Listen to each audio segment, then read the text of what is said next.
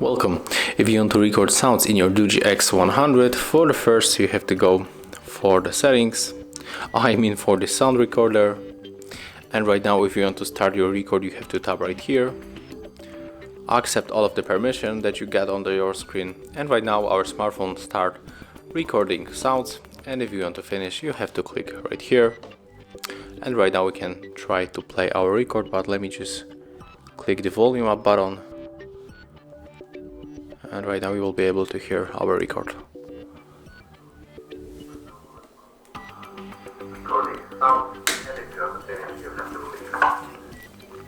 So that's how it looks. Thank you guys for watching. Leave thumbs ups, comments and subscribe to our channel. See ya!